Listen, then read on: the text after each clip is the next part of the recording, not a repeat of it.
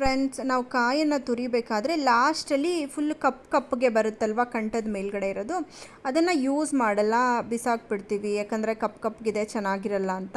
But ನಾನೇನು ಮಾಡ್ತೀನಿ, ಆ ಕಪ್ಪದನ್ನು ಮಾತ್ರ ಸಪ್ರೇಟ್ ಒಂದು ಬಾಕ್ಸ್ಗೆ ಹಾಕಿ ಫ್ರೀಝರಲ್ಲಿ ಸ್ಟೋರ್ ಮಾಡಿ ಇಟ್ಕೊತೀನಿ. ಅದನ್ನು ನಾನು ಸಾಂಬಾರು ಮತ್ತು ಸಾಗುಗಳಿಗೆ ರುಬ್ಬಾಕ್ಲಿಕ್ಕೆ ಯೂಸ್ ಮಾಡ್ತೀನಿ. ಏನಂದರೆ ನಾನಿವಾಗ ಸಾಂಬಾರಿಗೆ ರುಬ್ಬಾಕ್ಲಿಕ್ಕೆ ಈರುಳ್ಳಿ ಮತ್ತು ಕರ್ಬೇವಿನ ಸೊಪ್ಪು ಜೊತೆ ಆ ಕಾಯನ್ನು ರುಬ್ಕೊತಾ ಇದ್ದೀನಿ. ರುಬ್ಕೊಂಡು ನಮ್ಗೆ ಎಷ್ಟು ನೀರು ಬೇಕೋ ಅಷ್ಟು ಆಗಷ್ಟು ಫುಲ್ಲು ತೆಳ್ಳಗೆ ರುಬ್ಕೊಬೇಕಿದು. ತೆಳ್ಳಗೆ ರುಬ್ಕೊಂಡು ಆದಷ್ಟು ಡೈಲ್ಯೂಟ್ ಮಾಡಿ ಒಂದು ಸ್ಪೂನಲ್ಲಿ ಮಿಕ್ಸ್ ಮಾಡಿಬಿಟ್ಟು ಒಂದು 10 ನಿಮಿಷ ಸೈಡ್ಗೆ ಇಟ್ಬಿಡ್ಬೇಕು. ಒಂದು 10 ನಿಮಿಷ ಸೈಡ್ಗೆ ಇಟ್ಟಾದಮೇಲೆ ನೋಡಿ, ಮೇಲ್ಗಡೆ ಮಾತ್ರ ಬಗ್ಸ್ಬೇಕು. ನಾನು ಮೇಲ್ಗಡೆ ಅದು ಕಪ್ಪದು ಕಂಠದ್ದೆಲ್ಲ, ಅದು ಆ್ಯಕ್ಚುಲಿ ಗ್ರೀನ್ ಕಾಣ್ತಾ ಇರೋದು ಕರ್ಬೇವಿನ ಸೊಪ್ಪಿಂದು. ಕಪ್ಪದೆಲ್ಲ ನೋಡಿ ಎಷ್ಟು ಚೆನ್ನಾಗಿ ಕೆಳಗಡೆ ಫುಲ್ ಸೆಟ್ಲ್ ಆಗಿಬಿಟ್ಟಿರುತ್ತೆ. ನಮಗೆ ವೈಟದು ಕಾಯಿ ಏನಿರುತ್ತೆ ಅದು ಮಾತ್ರ ನಮಗೆ ಸಿಗುತ್ತೆ. ಮೀನ್ಸ್ ಕಾಯಿ ಹಾಲು ಏನಿರುತ್ತೆ ಅದು ಮಾತ್ರ ಸಿಗುತ್ತೆ.